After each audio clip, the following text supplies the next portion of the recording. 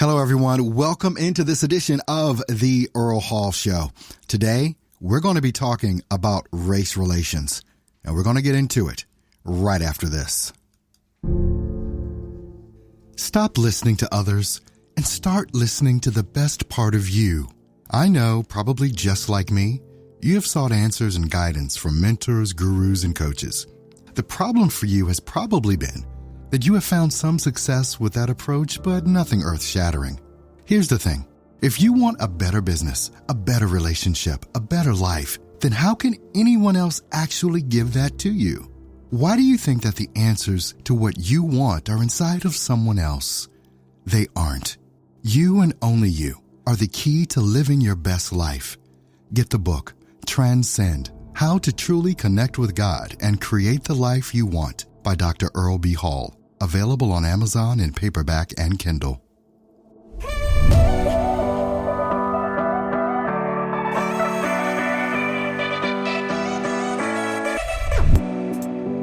Welcome into the show, everyone. Thanks so much for tuning into the Earl Hall Show. Today, we're going to be talking about race relations, and this may be a bit of a difficult conversation. It always has been, but I think it's a conversation that continues to need to happen.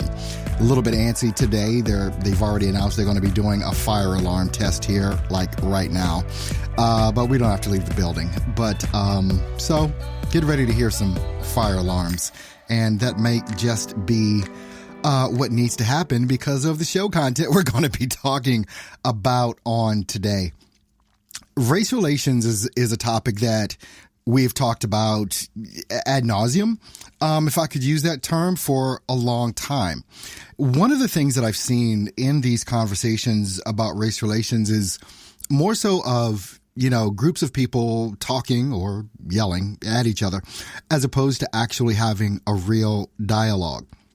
Now, in this show, obviously, we're not going to solve the issue of race relations in America, or anywhere else for that matter. And there's some insights, I believe, that are going to be valuable that I want to share during this broadcast. A lot of times when I hear certain things like on radio or television or something like that, especially now since we're in the political season, political candidates are debating and all that kind of stuff. And I heard someone say, and I've heard this over and over again, but I heard a candidate say, I'm not going to say which one or which side, that we need to have a conversation about race and everybody needs to have a voice. And I believe we've probably all heard that. But then a question popped into my mind because of the way that I think, which may be radical or strange. Where the heck is this conversation supposed to happen? Well, which couple of football stadiums and soccer stadiums and basketball arenas are we actually supposed to hold these conversations? And who's going to lead the conversation? And what are the topics of the conversation that are going to be had? And who gets to actually go to the microphone and speak? And how it's like I thought about the logistics of this. How does this conversation happen? It does not happen on a show like this. It does not happen on this show. I can only give you some things to think about. It does not happen because of the political candidate that we might want to endorse or whatever, whichever side you're on or whatever it is. These things only happen one-to-one. They don't happen in groups. Because normally what happens, again, I don't think we've gotten to the point of actually hearing each other. I don't think we've gotten to the point of saying, okay, I'm going to set aside my emotion or whatever right now and really listen to that other person. And to be totally transparent, I'm talking about I'm African American, from our side to theirs. We always go from the perspective of they need to basically shut up and listen, because they're doing everything wrong. Talking about white America, right? And this could be for any minority group. I just happen to be African American, but I know I have some radically different thoughts about this topic and about this subject and about how to approach it.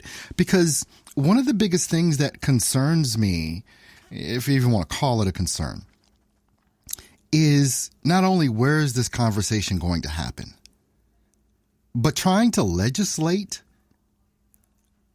what people think. Laws are not going to change how people think. And I think that that's what a lot of people kind of acquiesce to, as opposed to the one-on-one thing or the person that's right in front of you and treating them appropriately, no matter what color, race, sex, whatever it is that you are. But we're looking to government, and this is just my opinion again, to legislate what people think and literally want to punish people for having free thought. I don't want anybody challenging my free thought. I don't want anybody challenging what I say I like and what I don't like and what I approve of and what I don't and what I accept. That's not government's role to me. We have these things out here like, here's one. This is just one example. Now, there are so many. And believe me, if you're listening live right now, you can hit the little chat bubble and you can, tell me your thoughts and opinions and stuff like that. And even if you're listening to the recorded show and podcast, hit the chat bubble, whatever, leave me a comment. I want to know what you think about this thing. Hate crimes. Hate crimes. Punishing somebody for doing something to somebody because of their race. Now, regardless of the legislation, if someone kills me, I'm dead. I don't like that. I don't like that. It's like they're again making it a crime over and above the crime of murder, as if that's not bad enough. Again, this is my opinion. And there goes the alarm for the fire alarm, right? The test. I hope this does not last more than a few seconds. But anyway, trying to legislate what people actually think, to me, is just, you can't do it. If you're going to punish someone because they killed someone because they were of another race, well, let's just be honest. There's no hate crime for a black person or a Hispanic person or an Asian person killing a white person. There's no legislation for that. It's murder. But in the reverse, if a white person kills someone of a different race, that's considered a hate crime. If you killed me, you probably hated me regardless. It's like you don't kill someone you like, white or black. But even with that, murder or assaults or anything else normally happen 9 times out of 10 within the race that person is. It doesn't normally happen outside. I mean, I've had my home broken into. I've had my vehicles broken into. I've been at gunpoint, all by black folks. I've never had a gun or been stolen from that I know of by someone of another race other than my own. And so trying to legislate how people think, feel, and, well, I can't say act, but think and feel, it's almost like it's like pandering. Okay, we're going to make this law, make this thing to make it seem like we really care about the issues. And those things aren't solving the issues. I've never had what you would call a bad police contact. I've been pulled over for speeding. I've been, pulled over before. I've never had a bad incident. I'm 50 years old. Now, that's my story. Now, there are plenty of valid stories out there of police acting like jackasses to people of all colors. But we get the headlines and we get the news when it happens, a white police officer to a black person. It's almost like police aren't killing white people. Now, I don't know what the magnitude is, and I know plenty of you will get mad for me even saying that.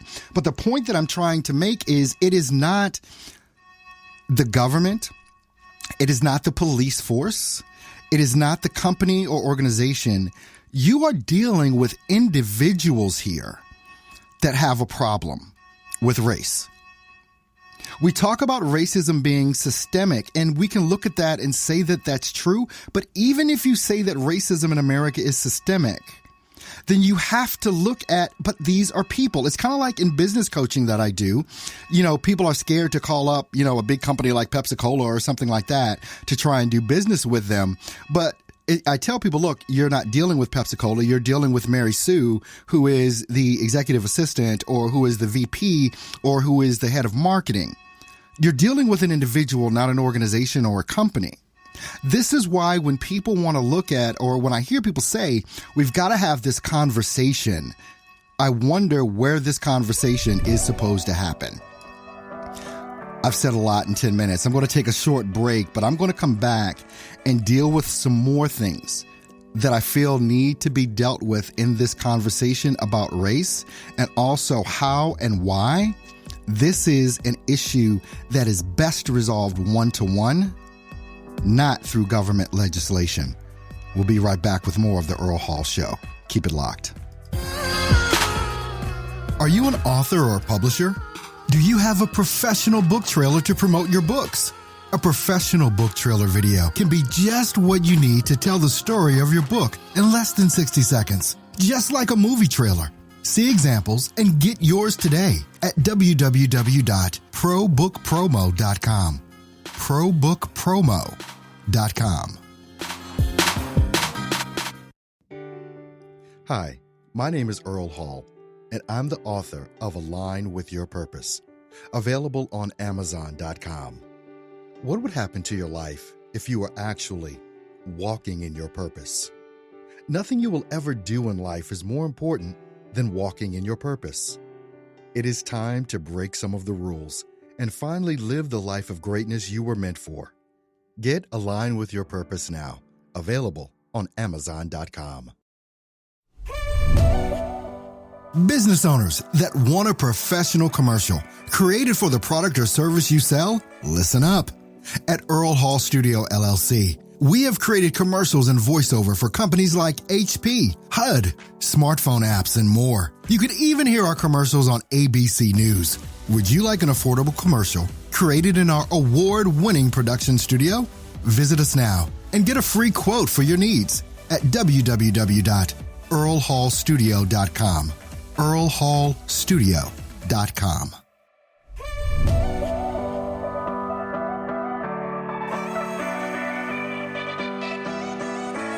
I can't believe this god-awful alarm is still going off. It's been going off for 10 minutes. Completely irritating. Thank you for keeping it locked right here on the Earl Hall Show.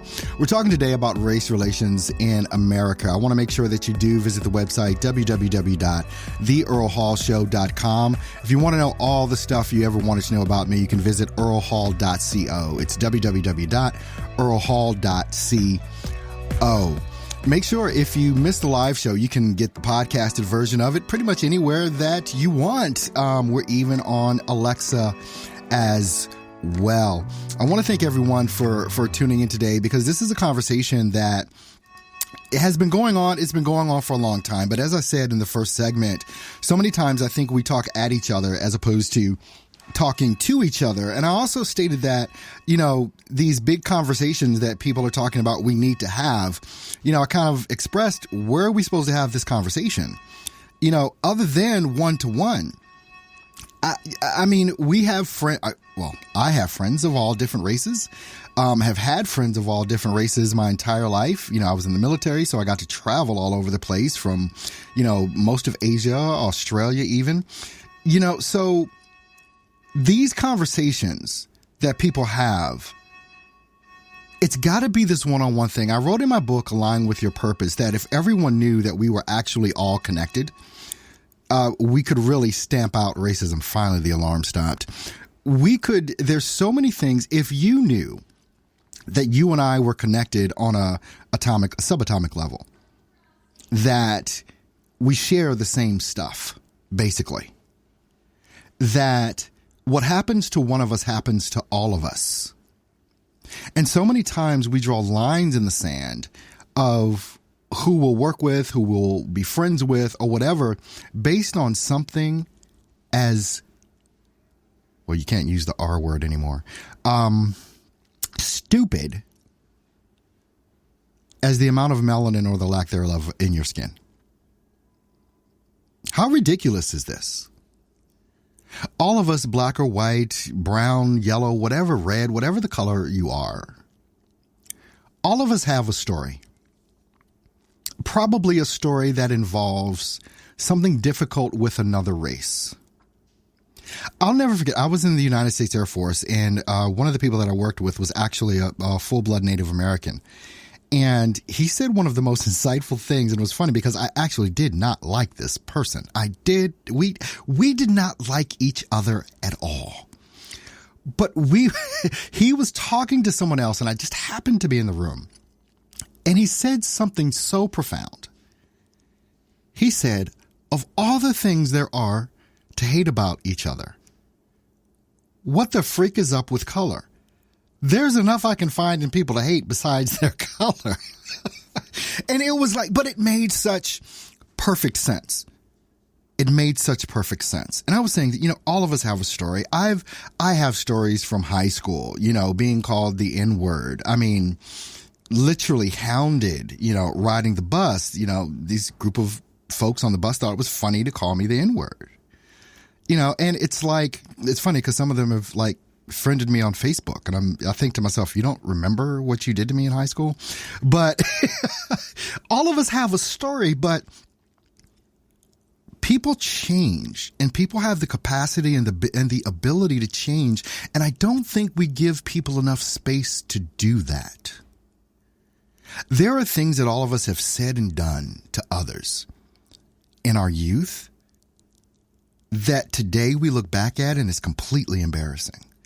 That we acted in a certain manner, that we thought a certain way.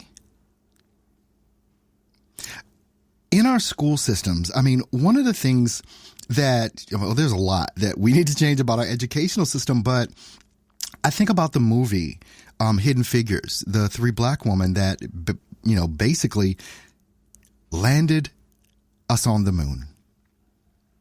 I had never heard that story, ever. And I heard that story. I'm 50 years old, and I never knew that occurred. We have this thing in America. I graduated high school in 1987, and obviously all of us take history classes, and the history books were created and made a certain way. They still are today.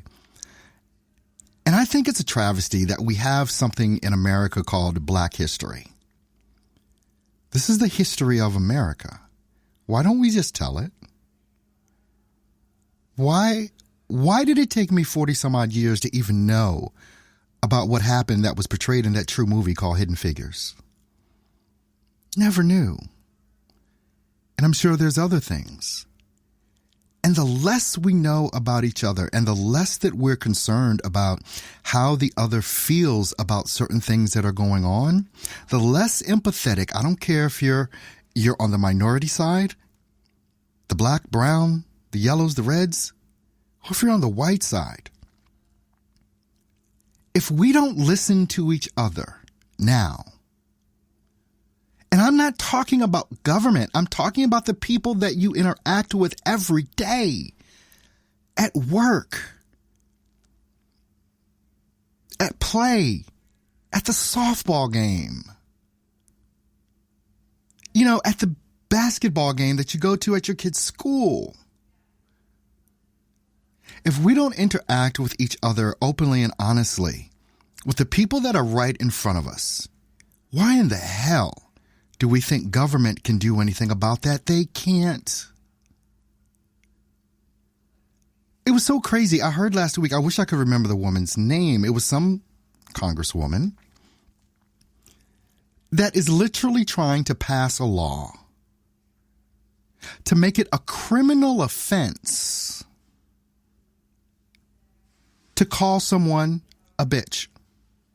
Sorry I didn't say B word, but it was just more impactful by saying the actual word. Really? You're going to send someone to jail for that? Now, let's just talking about it. Let's just take the B word and the N word, okay? Do you know how many different ways that word is used? Those 2 words are used. They're used, one, obviously to express anger and frustration. But those same 2 words are used to express love, to express excitement, to express camaraderie, to express brother or sisterhood, to express, I mean, it is, we focus so much on words that are used. And again, wanting to legislate how people think, act, and feel based on what's politically correct. We focus on these things to the dismissal of things that could actually make a difference. You want some thoughts on how to do this? Okay, I'll give you some thoughts on how to do this. Many people go to church. Why not have a fellowship, a black church, white church, an Asian church, whatever? Why not get together? We are segregated by religion as well within the same denomination. You can be a Baptist, but you've got the Baptist black church, you've got the Baptist white church, you've got the Asian Baptist church. It's like, really, even at that level, where this is supposed to be about love, we're segregated and even have issues with the other? Again, these conversations are not going to be resolved on a show like this. They're not going to be resolved on CNN, Fox News, MSNBC. The only thing that those things are going to do, in many cases, is just have people on opposing sides telling you what's wrong with the other side and what the other side needs to do. Now, here's a kicker. You want to talk about slavery, right? Probably one of the most, if not the most horrendous things that has happened on the planet. All over the planet, actually. This isn't just a black experience thing. Slavery is a lot of different culture experience. But obviously you focus in on what affects you most. White people were not able to just go to West Africa or South Africa and pick up some slaves. There were black people on the other end that gave them access. See, when we start talking truth, we need to speak the whole truth, not just a part of it, not just the sexy part of it, not just the most hateful and vengeful part of it, but let's just speak truth here. In all matters, because the only thing that matters is that there is only one race. It's the human race. Thanks so much for being with me today here on the Earl Hall Show. I hope I've said something that in some way matters. Make sure you do visit the website, www.theearlhallshow.com. Also visit my website, earlhall.co. Give this a thumbs up or a heart or a like or complain in the comments. I don't care which. I just want to we can have a conversation. We can talk. You guys have a great day. I'll see you tomorrow.